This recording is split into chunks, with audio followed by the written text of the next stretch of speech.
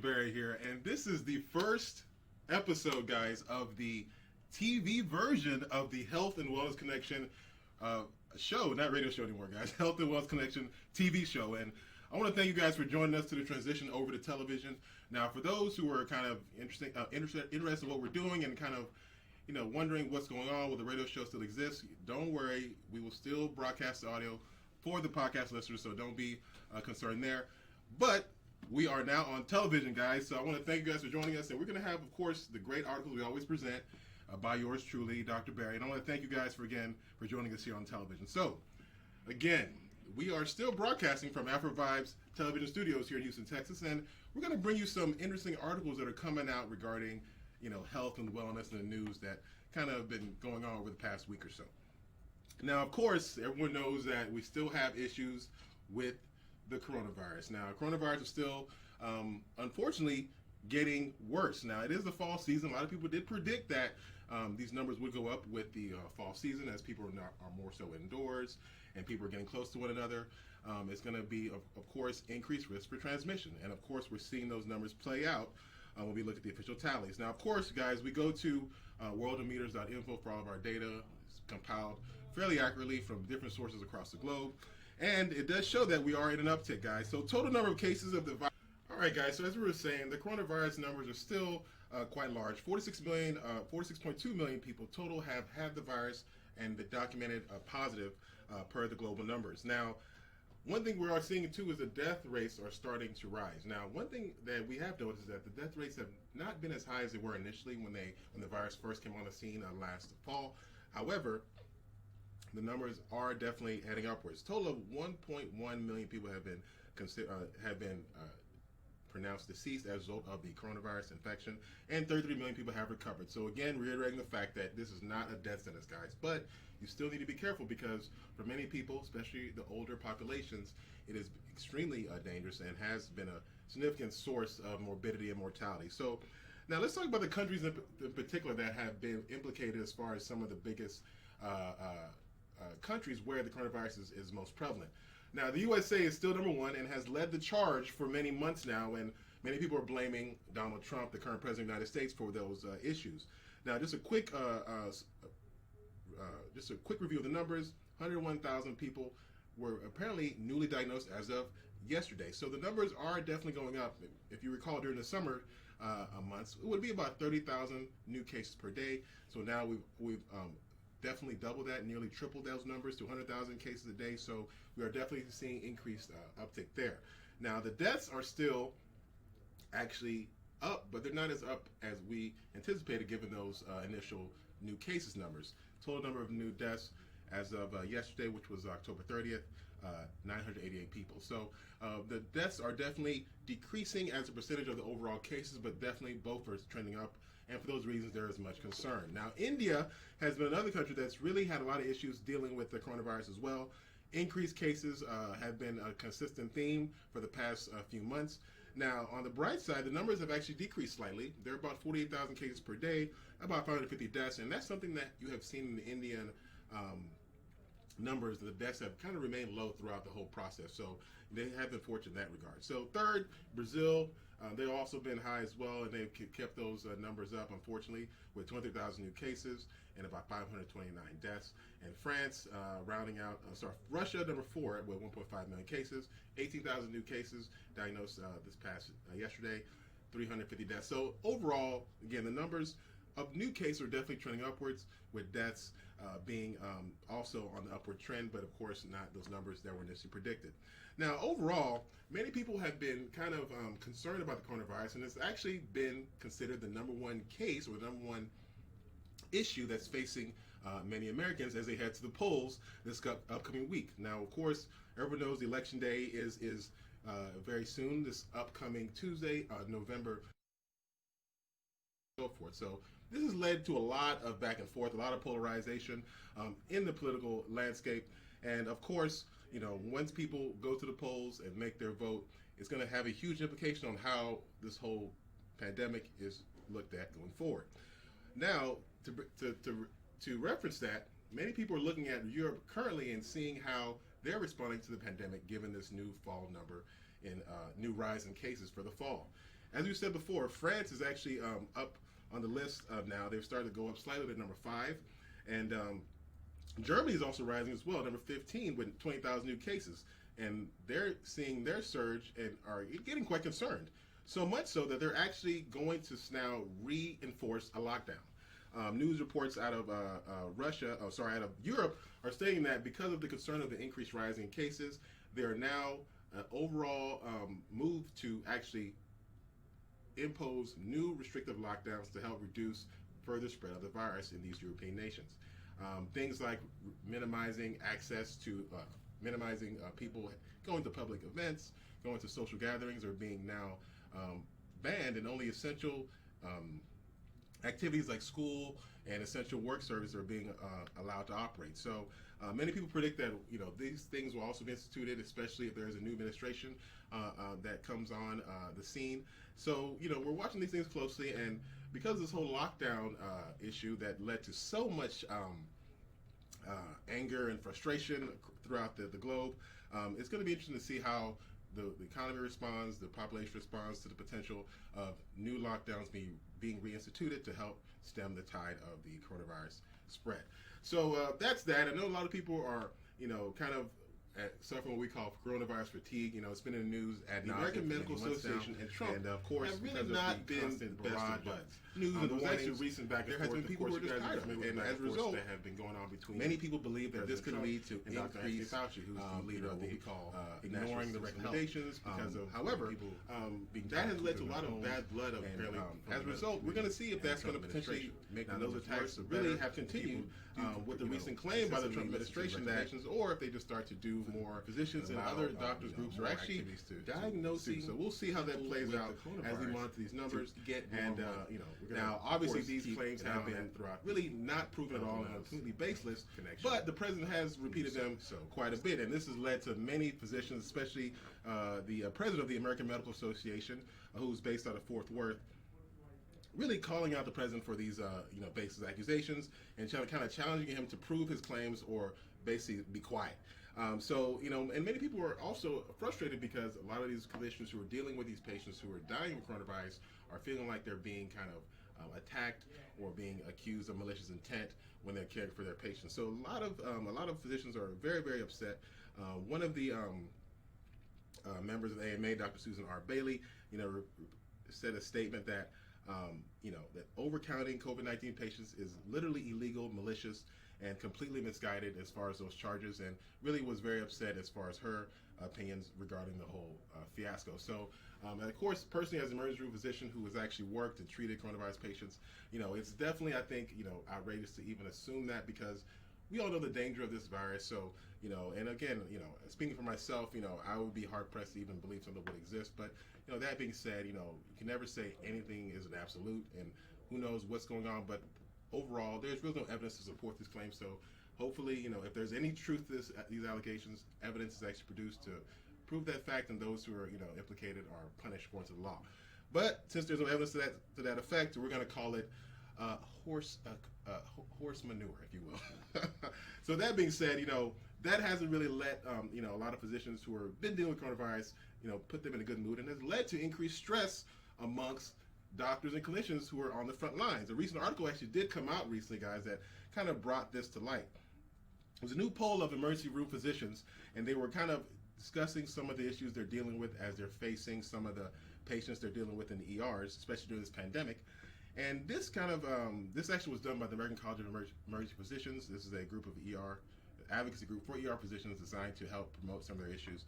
And it showed that out of 862 doctors who were interviewed regarding their mental health levels and their, comfort levels in dealing with their own mental health issues, only 45% felt uncomfortable even discussing it, which kind of shows this double stigma that's being dealt with amongst, especially emergency healthcare workers in the health community, because, as on the front lines, you're kind of given the job of taking care of those in their, time of stress and time of need.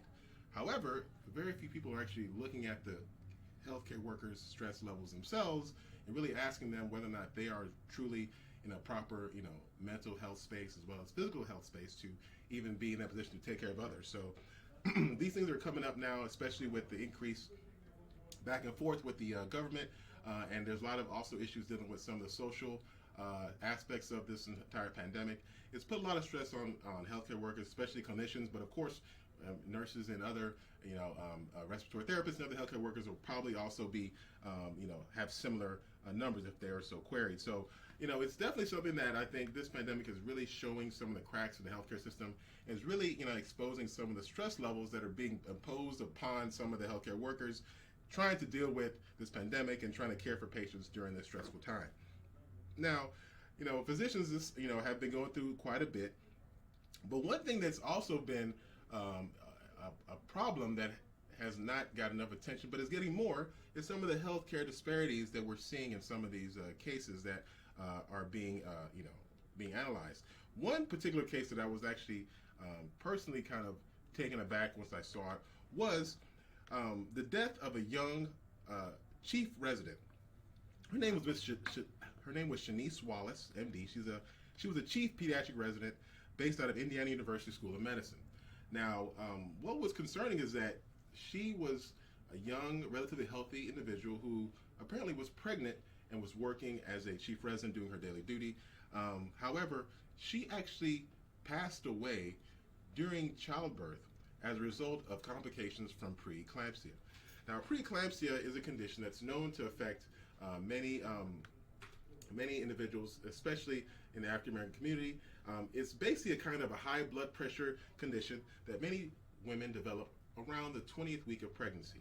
Now, preeclampsia is something that's very well known, and usually with good monitoring and good prenatal and postnatal care, you can actually do very well in helping reduce significant morbidity and mortality. However, due to some of the issues that we're seeing, people are actually at high risk of severe complications from this condition. Approximately 2 to 8% of pregnancies worldwide have some sort of issue or complication as a result of preeclampsia. And it's the cause of about 15% of premature births in the United States. So it's definitely a significant issue. And what makes this particularly unique is that this young lady who passed away was actually a physician. So imagine a physician who has knowledge, who has relative access to wealth, was still able to potentially succumb to an illness that usually is managed well when there's good clinical health care going on, as well as close monitoring of the patient who has these issues. So now, of course, we don't know all the details of the case and how the patient actually passed. What we do know is that this condition apparently got out of control, causing many different organs to fail in the patient, who ended up passing away. So it's just a huge loss for the community. Many people who were following this were using this as a way to highlight some of the huge disparities in healthcare, especially when it comes to Black African American patients, because despite all the advances that we're seeing, there's still these gross disparities as far as outcomes in different ailments that we're seeing are affecting Black, Hispanic, and African American communities more than others. So something that we're going to continue to focus on as far as some of the health disparities, and we're going to also dive more as far as why these things may exist and how we can combat those, guys. So again, Dr. Shanice Wallace, again, passed away as a result of preeclampsia. Again, another example of how African Americans, especially African American women, are at increased risk of some of the similar issues that you see in many other communities. All right, guys, so addressing the medical mistrust issue. There's one thing that's been trending more so in the medical community, especially with all the issues regarding, coronavirus, and how people have been a little bit suspicious of some of the treatments that have been announced. Now, we just talked about the passing of the student physician, Dr. Shanice Wallace, and it's kind of led to some of these, it's led to highlighting some of the discrepancies we're seeing in, the healthcare, and we're seeing in African American communities and other minority communities. One thing that has been noted is that, there has been a long history of mistrust in the minority community for healthcare practitioners, and that's usually due to a long history of different issues that have plagued the minority community, especially things like the syphilis, Tuskegee experiment that caused a lot of people who were harmed by different research practices, as well as other potentially dangerous and potentially racist activities that have been engaged by some of the healthcare organizations back in the day. So that has led to a lot of mistrust, and people believe this mistrust is causing a lot of suspicion amongst the African American community, especially as far as accepting some of the treatment that have been given to them via their clinicians, as well as trusting the words of their clinicians as well as their treatments. So as a result, there's been a concerted effort by some of the leaders in the healthcare space. For instance, Dr. Jonathan Merman, who's the director of the National Center of HIV/AIDS, Hepatitis, STD, and TB prevention at the CDC, has actually come out with a comprehensive article really addressing these issues and kind of establishing ways that the healthcare community can work to improve their relationship with the community, as well as increasing the trust the members of the community have with the healthcare professionals. Now, one thing that we've tried to do on this show is let people know what some of the real truth is and the data is. Let them know the facts, so when they go into these various healthcare settings, they can have information that will help them, get better results. Because one thing that has always been the case is that if you're an educated patient, you tend to do better in those settings, because the clinicians will know that you're someone who's concerned about the health, and they'll make sure they provide you with sensible and researched solutions. So, but one thing that many people have noticed is that when they compared how HIV/AIDS treatment was undergone, and they noticed that there was again increased morbidity and mortality in those in the African American community, and many people found that a lot of folks who were getting treatments were not adherent because they didn't trust the words or the clinicians who were giving them the treatments, and that led to poor compliance and increased complications and just overall worse outcomes. So it's been and this has been seen because some studies done where they analyzed some of the gay communities and looked at Caucasian gay males and African American gay males, and saw that this kind of mistrust was far more prevalent in the African American gay male community. This actually was conducted in Mississippi in a 2016 study based on the article out of the journal AIDS Care. So again, the good news is that the reason why I brought this up, because this article shows that there is a concerted effort by clinicians and scientists to help kind of educate other clinicians about the importance of understanding disparities and some of the issues that could lead to worsened complications. We already talked about preeclampsia, which is one of the biggest causes of morbidity for African American females, way far higher than we've seen in other populations. And now with this coronavirus vaccine coming online soon, it's believed that a lot of mistrust and issues there could lead to less adoption of the vaccine, which some would argue could be a good thing. Others could argue it could be a bad thing, especially if this coronavirus continues to spread more and more throughout the globe, if you will. So yeah, so this is the thing that I just want to make sure you guys are aware of, that medical mistrust in relation to kind of historical issues with healthcare in America, especially, is something that is being worked on and hopefully will improve as we progress, and we deal with all these issues going forward. So yeah, so now the last thing, guys, I want to kind of go into and give you some more info is, we always know that the coronavirus, and all these elements for that matter, not just coronavirus, you need to have a healthy overall immune system to really have the best shot dealing with them and minimizing your risk of complications. So me, I'm a big proponent of getting healthy before you have to take medications. And we all know that whatever you put in your body is technically a medication. You may not think about it like that, but medicine is something that you essentially consume with every meal. And I'm referring to food. You want to eat healthy because if you're eating nutritious, very satisfying foods, that will fortify your immune system and allow you to be able to fight infections far more competently than if you were eating poorly. I say this because those who are what I call anti-vaxxers, believing vaccines are poison or whatnot because you don't believe in the science, I want to challenge you on that. But if you're stuck on that, then you should be focused on maximizing your nutrition, because that's I would say it's far more important than actually a vaccine, because that's going to help your overall body stay healthy. So how do we stay healthy? That's a whole topic in itself, guys, but we're going to talk about quickly today foods that are high in antioxidants. And I say antioxidants because antioxidants are some of the most powerful things you can consume to help neutralize some of these inflammatory free radicals that are really a big component of why people get sick, especially because they cause more inflammation. They actually weaken your immune system. They can actually increase your risk of cancer and all other issues. So this is why free radicals are a big problem, and foods that can help neutralize those free radicals are really, really important. So I'm going to briefly talk about a few foods that are rich in antioxidants because, again, that is what you want, and that'll help you overall health improve as well as improve your ability to fight and treat infections. So first one, dark chocolate. Dark chocolate is one of the better foods as far as if you have a sweet tooth, but you still want to get some health benefits. Now, this is compared to milk chocolate, which is actually not good for you. High in calories, high in fats, not the best food to be eating regularly. Dark chocolate, though, is nutritious. It's actually based on the cocoa, which is the actual nutritious part of that item. So the cocoa plant is rich in minerals, antioxidants, and is really where dark chocolate, becomes a fairly effective food to consume to help improve your health profile. Many studies have proven how, eating increased cocoa, especially via dark chocolate intake, can reduce your blood pressure, can also help reduce some of the overall inflammatory markers that have been seen in patients who have, high inflammatory states. It can actually raise your level of HDL, which is your good cholesterol, and that actually helps reduce some of the calcification and plaques that are, in your cardiovascular system, which can lead to strokes and heart attacks. So a lot of this stuff is excellent. So if you're ever in the mood for a snack, consider dark chocolate. It's a great food. It can get some calories, so get your appetites satisfied and give you some health benefits. So that's that. So the next one, another good snack, good, powerful, rich antioxidant snack, are pecans, guys.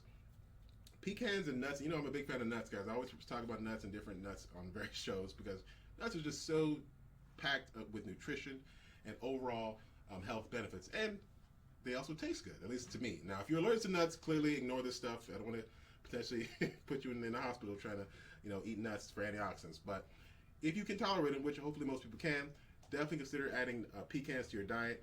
Pecans are fantastic because, again, they're rich in antioxidants and can help, with all the same benefits we just mentioned as far as what antioxidants can do. They are an excellent source of that.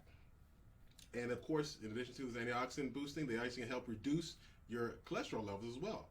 LDL, which is the bad cholesterol, as opposed to HDL, which is the good cholesterol that's in your body. Pecans have been shown to actually reduce LDL levels by themselves after consumption. So extremely effective. And of course, people know that you can take medication for LDL or cholesterol reduction as well. But if you can get it taken care of with your diet, then that's, I think, a huge win for all parties involved. All right, now another great snack you consume that's going to help reduce some of those or improve your antioxidant levels are blueberries. Now, I've talked about blueberries so often, guys. Like, you already know that blueberries are one of my favorite foods.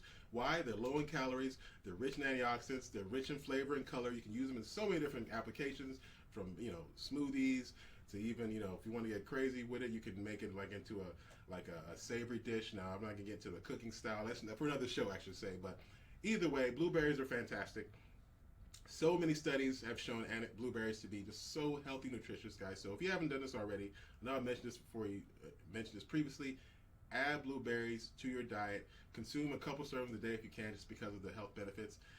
And this not only includes blueberries, strawberries are also a part of that as well. So still both options. Really, any berry is a good way to go if you want to get those antioxidants in your diet. And of course, doing these, at least I would recommend 2-3 servings a day of any sort of berry. This can be in a juice form, in a whole fruit form, which is what I prefer. But still, those foods are fantastic options to get those, antioxidant levels up. Another berry that's actually not highly regarded, or at least not in the United States, but hopefully this is changing, are the goji berries. Now, the goji berries are very popular in Chinese medicine, so they've been popular there for thousands of years. But you've seen them slowly come up because they've been recognized as superfood because they're rich in vitamins, minerals, and antioxidants. So they're really a trifecta of goodness here, guys. You can get these goji berries really in most health food stores. I recommend sprinkling them in your oatmeal or in your cereal, or just snacking on them here and there, because they're just so healthy. They can do things like, lower your blood pressure, raise your antioxidant levels, reduce your risk of cancer. Just fantastic foods to eat. And if you notice a trend here, guys, berries themselves are just overall what I would call the bomb. It's not really scientific, but it's so appropriate here because they're just so helpful, tasty, and overall nutritious. Raspberries are included as well. Really, any berry, you'll be hard pressed to really mess up if you stick with the berry group. So enough about berries. Another good food that's kind of hated on a lot, but still very effective, and I still recommend it heavily, is kale. Now, I've talked to folks, they've laughed at me saying kale's disgusting, I'll never eat it. But yes, I agree, kale is not the tastiest of vegetables. However, its nutrition profile cannot be disputed. I mean, it's really ridiculous. It has rich in vitamin A, vitamin K, vitamin C, antioxidants. All those, by the way, are excellent for immune system health. We've talked about the immune system and how vitamin C is critical, vitamin A is beneficial. Vitamin K can have some benefit, not as much as the others, but still extremely important part of an immune system profile. So kale has all that in one. It's almost like taking a multivitamin tablet. It's so rich in nutrition. So if you're someone who really can't tolerate kale, I would recommend spinach. Maybe that's actually one of my favorite vegetables, and it's also very, very nutritious as well. So all these things are important because when it comes to our health, guys, eating is critical. We have to eat well to maximize our health, so that we can hopefully not have to worry about some of these severe complications we're seeing in patients who have some of these other infections.